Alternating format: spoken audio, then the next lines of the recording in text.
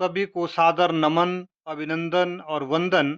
आज का हमारा बहुत ही रोचक विषय है, वो है जातिवाचक संज्ञा। तो जैसे हम सभी जानते हैं कि जातिवाचक संज्ञा किसे कहते हैं। वे शब्द, वे संज्ञा शब्द जो किसी व्यक्ति, वस्तु अथवा स्थान के संपूर्ण जाति या पूरे वर्ग का बोध कराते हों, उसे जातिवाचक संज्ञा कहते हैं। कि जो एक विशेष वर्ग का बोध ना करवा करके संपूर्ण जाति अथवा पूरे वर्ग का बोध कराए, उसे हम जातिवाचक संज्ञा कहते हैं। जबकि व्यक्तिवाचक संज्ञा में हमें विशेष व्यक्ति, वस्तु अथवा स्थान का बोध होता था, लेकिन जातिवाचक संज्ञा में किसी विशेष व्यक्ति, वस्तु अथवा स्थान का बोध ना हो करके हमें संपूर्ण जाति का बोध होता है। तो बहुत ही आसान का विषय आज का होने वाला है, बहुत ही आनंद आपको आएगा। तो इसको हम थोड़ा सा उदाहरण के साथ समझने का प्रयास करते हैं।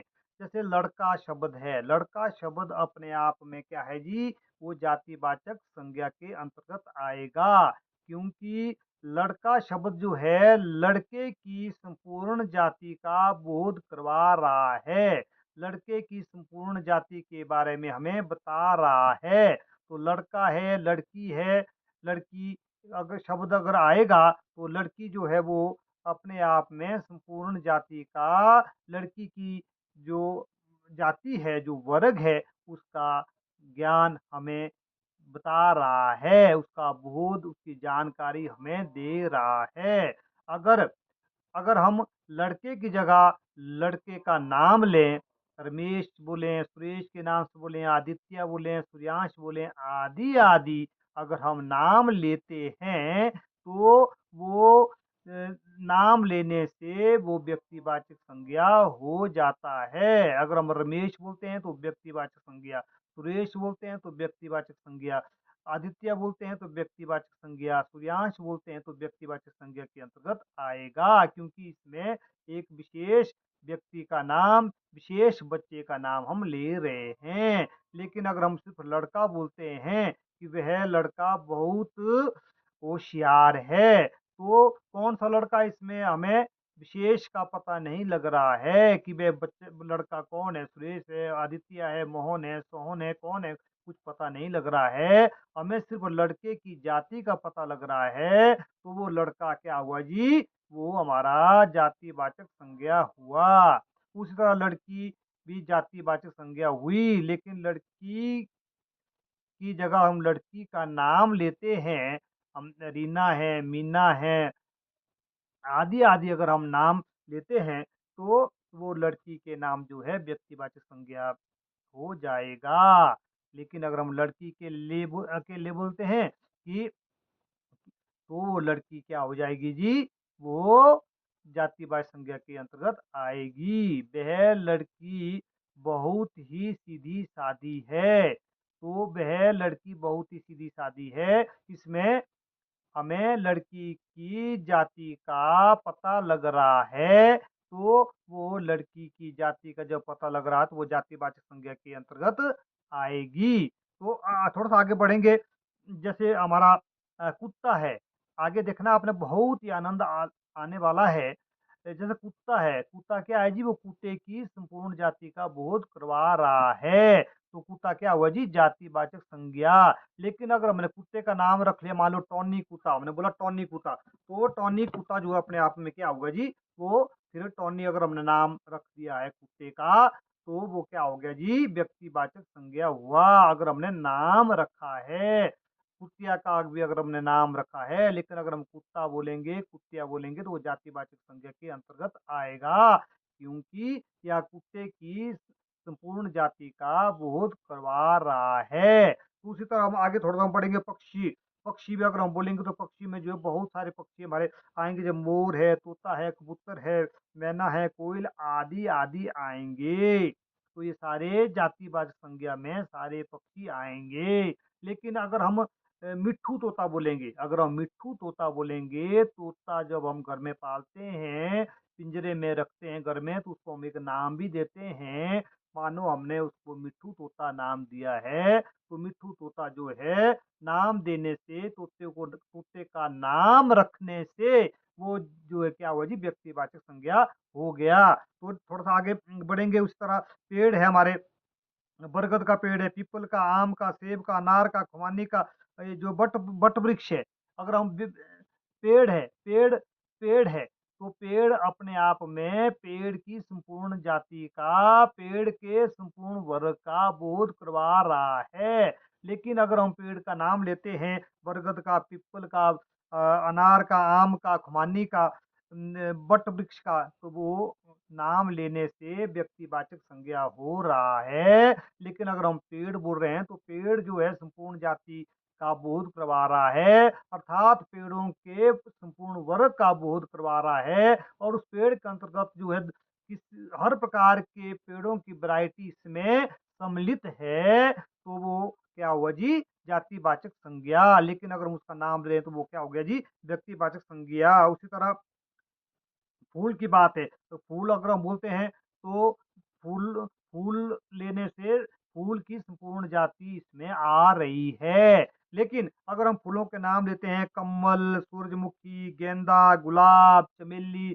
सदाबहार, रजनीगंधा, पारिजात आदि आदि, अगर हम फूलों के नाम लेते हैं, तो वो फूल जो है किस में आते हैं जी, वो फिर व्यक्तिवाचक संज्ञा में आएंगे, क्योंकि हम गेंदा का फूल, पारिजात का फूल, सदाबहार का फूल, कमल का फूल आदि आदि फूलों के अगर हम नाम ले रहे हैं, तो वो नाम लेने से क्या हो जाएंगे जी, व्यक्तिवाचक संज्ञा में आ जाएंगे। तो हम इस चीज को बड़े अच्छे तरीके से समझ पा रहे हैं। उस तरह हम पुस्तक का अगर हम शब्द, पुस्तक, तो पुस्तक शब्द क्या हो गया जी, जातिवाचक संज्ञा हो गया, क्योंकि पुस्तक जो है संपूर्ण पुस्तक के वर्ग का बोध करवा रहा है। इस इसलिए पुस्तक शब्द क्या हुआ जी, जातिवाचक संज्ञा हो गया। लेकिन अगर हम विशेष पुस्तक का नाम लेते हैं, कोई गीता है, कुरान है, बाइबल है, गुरु ग्रंथ साहिब है, उसके बाद रामायण है, महाभारत है, वेद है, पुराण है ना जी। इस तरह का अगर हम पुस्तकों के नाम लेते हैं, तो वो अगर हम गीतांजलि का ही नाम लेते हैं, तो हम वो सारे नाम क्या हुए जी, वो हमारे व्यक्तिवाचक संज्ञा में आएंगे, क्योंकि हम विशेष पुस्तकों के नाम ले रहे हैं।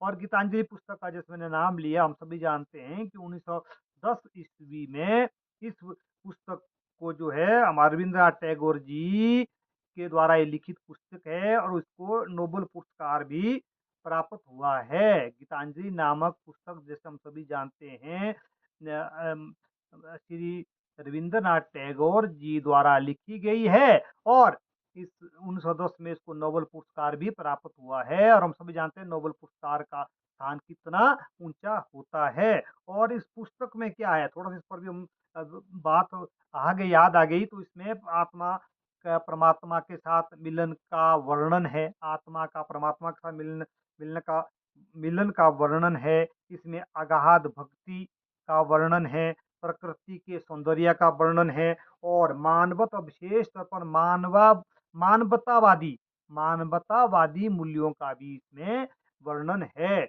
और इस पुस्तक को नोबेल पुरस्कार दिया गया है, गीतांजलि नामक पुस्तक को, जो श्री रविंद्रनाथ टैगोर जी द्वारा, जिन्होंने हमारा जनगण मन के भी वो रचयिता है, इस पुस्तक को लिखा था। अगर हम गीतांजलि पुस्तक का नाम लेते हैं, तो वो गीतांजलि पुस्तक व्यक्तिवाचक संज्ञा में आएगी। लेकिन अगर हम पुस्तक के लिए बोलते हैं, तो वो किस में आएगी जी, जातिवाचक संज्ञा में आएगी। कुर्सी कुर्सी अपने आप में जातिवाचक संज्ञा है, चाहे वो राष्ट्रपति कुर्सी हो, प्रधानमंत्री की कुर्सी हो, न्यायाधीश की कुर्सी कुर्सी हो, अध्यापक की कुर्सी हो, या किसी अन्य अधिकारी की कुर्सी हो, डीसी की कुर्सी हो, वो कुर्सी शब्द अपने आप में जो क्या है जी, जातिवाचक संज्ञा है। लेकिन अ, अ, अगर हम इसमें, जैसे मैंने कहा राष्ट्रपति कुर्सी, लेकिन राष्ट्रपति एक थोड़ा सा भाई, एक बड़ा इंटरेस्टिंग आ गया इधर, कि राष्ट्रपति क्या है जी, आप हम थोड़ा सा राष्ट्रपति क्या है? राष्ट्रपति शब्द जो है वो व्यक्तिवाचक संज्ञा है या जातिवाचक संज्ञा? तो थोड़ा-सा हम इस पर डिस्कस करेंगे कि राष्ट्रपति जो है वो जातिवाचक संज्ञा है, क्योंकि या किसी एक व्यक्ति का कोई ख़ास नाम नहीं है। राष्ट्रपति जो है किसी एक व्यक्ति का ख़ास नाम नहीं है, क्योंकि यह दुनिया के संपूर्ण राष्ट्रपति के लिए प्रयुक्त हो रहा है, या किसी एक राष्ट्रपति के लिए ये नहीं प्रयुक्त हो रहा है। ये शब्द, राष्ट्रपति शब्द एक राष्ट्रपति के लिए प्रयुक्त नहीं हो रहा है। ये दुनिया के जिस भी देश में राष्ट्रपति के पद है, उन सभी राष्ट्रपतियों के लिए जो है ये प्रयोग हो रहा है। इसलिए राष्ट्रपति शब्द क्या है जी? हमारा जातिवाचक संज्ञा है। लेकिन अगर हम राष्ट्रपति का नाम लेते हैं, राष्ट्रपति का अगर हम नाम लेते हैं, तो वो फिर नाम लेने से वो व्यक्तिवाचक संज्ञा के अंतर्गत आएगा। जैसे हमारे अभी 15वीं राष्ट्रपति श्रीमती महामहिम राष्ट्रपति श्रीमती द्रौपदी मुर्मू जी हैं, वो हमारे 15वीं राष्ट्रपति है। आज की डेट में हम सभी जानते हैं। लेकिन थोड़ा-सा हम डिस्कस करें जी, जैसे हम डॉक्टर राजेंद्र प्रसाद राष्ट्रपति का नाम लेते हैं कि राष्ट्रपति डॉक्टर राजेंद्र प्रसाद, वो क्या हो गया जी? व्यक्तिवाचक संज्ञा। तो थोड़ा-सा हम 15 राष्ट्रपति के नाम का भी थोड़ा डिस्कस करेंगे, जीके के लिए बहुत बढ़िया रहेगा। थोड़ा-सा रिपीट करते हैं, जैसे डॉक्टर राजेंद्र प्रसाद हमारे रहे 1950 से 1962 में, डॉक्टर सर्वपल्ली राधाकृष्णन 1962 से 1967 में रहे वो हमारे देश के राष्ट्रपति। डॉक्टर जाकिर हुसैन 1967 से 1969 के बीच में, बीबी गिरी 1969 से 1974 के बीच में, 1969 से 74 के बीच में रहे। और फखरुद्दीन अली अहमद 1974 से 1977 के बीच में हमारे देश के राष्ट्रपति रहे। नीलम संजीव रेड्डी 1970 से 1982, ज्ञानी जैल सिंह जी 1982 से 87, और आर वेंकट रमन जी 1987 से 1992 के बीच में हमारे राष्ट्रपति रहे। डॉक्टर शंकर दयाल शर्मा जी 1992 से 97 के बीच में, डॉक्टर के आर नारायणन जी 1997 से 2002 के बीच में, doctor A P J Abdul Kalam, doctor A P J Abdul Kalam, जिनको मैं बहुत दिल से, हृदय से जो है, आत्मा से उनका मैं सम्मान करता हूँ।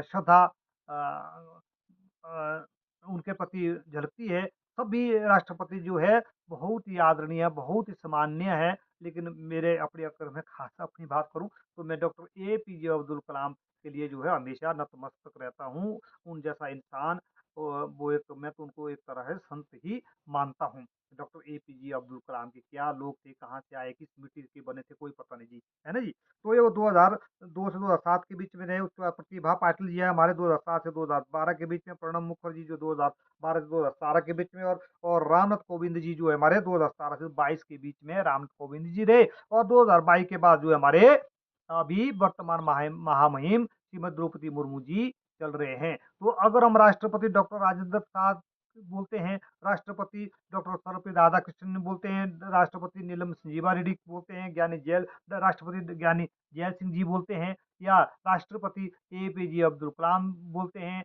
अगर इनका हम नाम से उच्चारण करते हैं, तो निश्चित तौर पर जो है ये क्या है जी, हमारे जातिवाद से व्यक्तिवाद संज्ञा में परिवर्तित हो जाते हैं। तो ये क्लियर है जी। उसी तरह जो है थोड़ा आगे आदमी, आदमी जो है हमारा न, अ, अम, सामान्यतः पुरुष के लिए ये प्रयोग किया जाता है आदमी।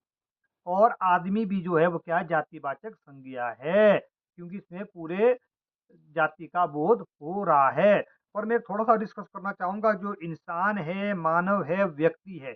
इंसान, मानव, व्यक्ति, इस चीज़ को हमने समझना है। इंसान, मानव, व्यक्ति।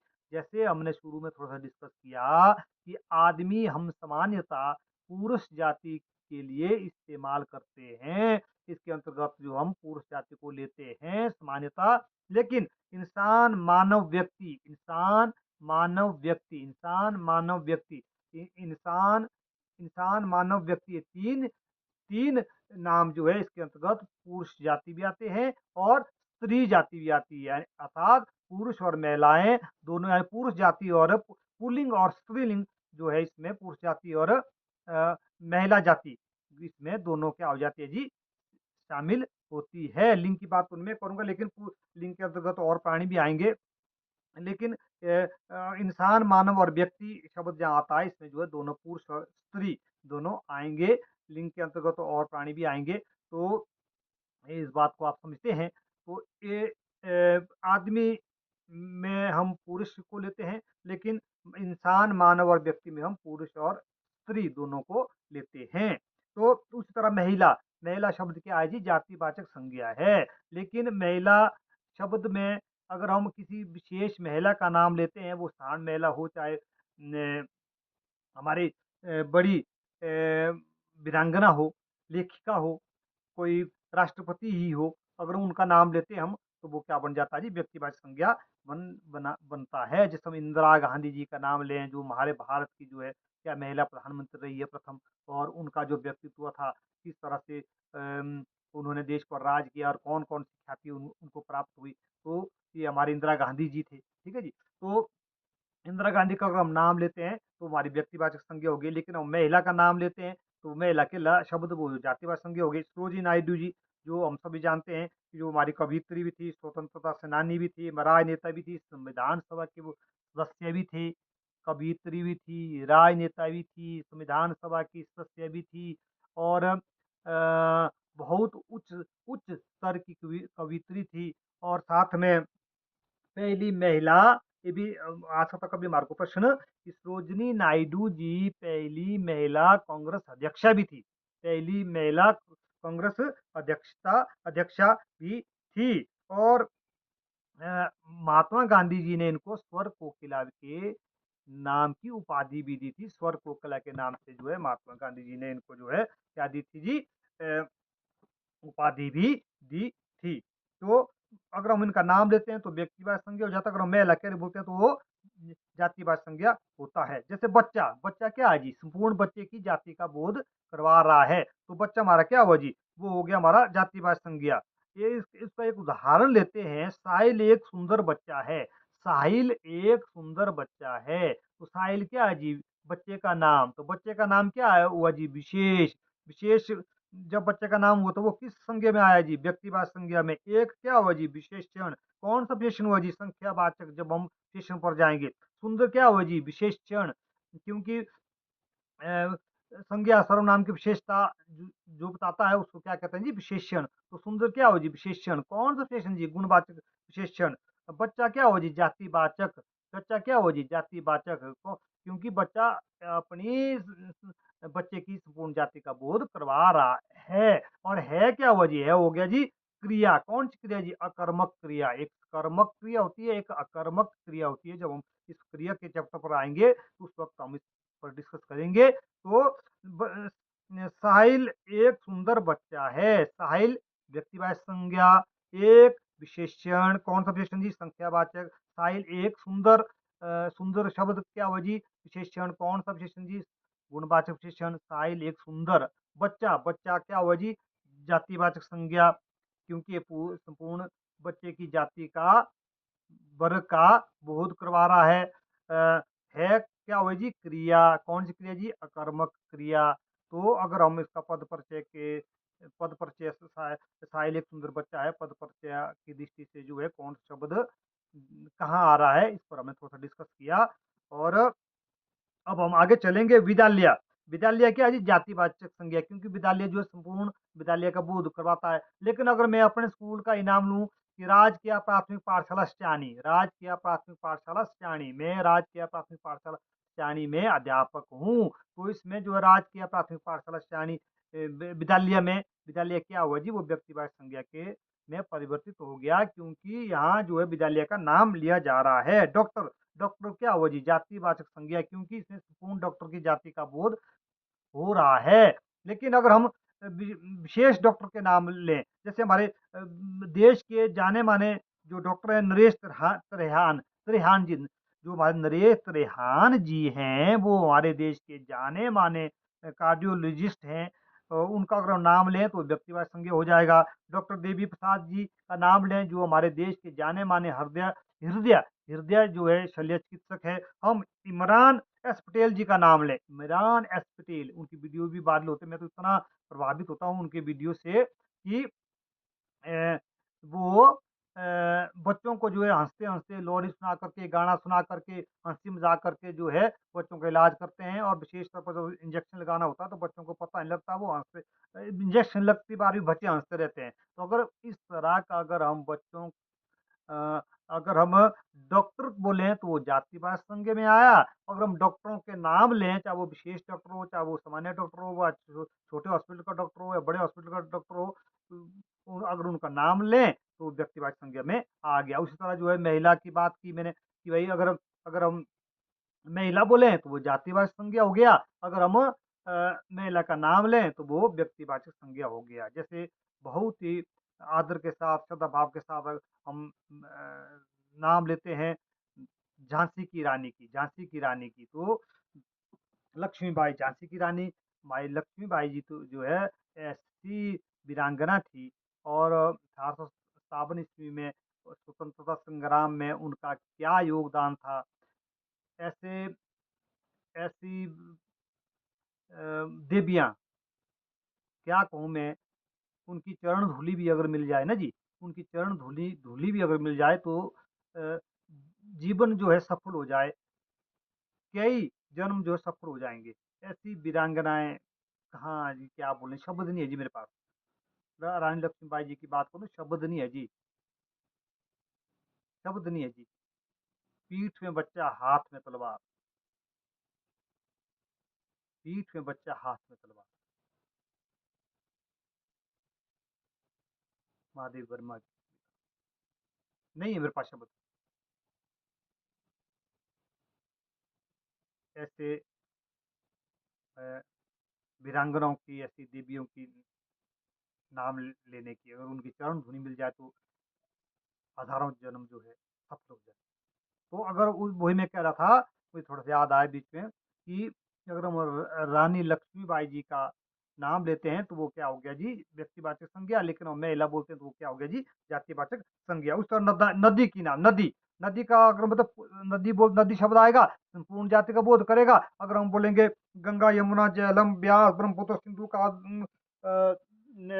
नदी, तो वो क्या हो जाएगा जी, वो व्यक्तिवाचक संज्ञा में आएगा। और हम अगर हम संसार की नदियों की बात करें, सबसे बड़ी नदी कौन है जी संसार की? नील नदी हम सभी जानते हैं, जो लगभग 6,695 6,695 किलोमीटर लंबी है जी। जो नदी कौन है जी?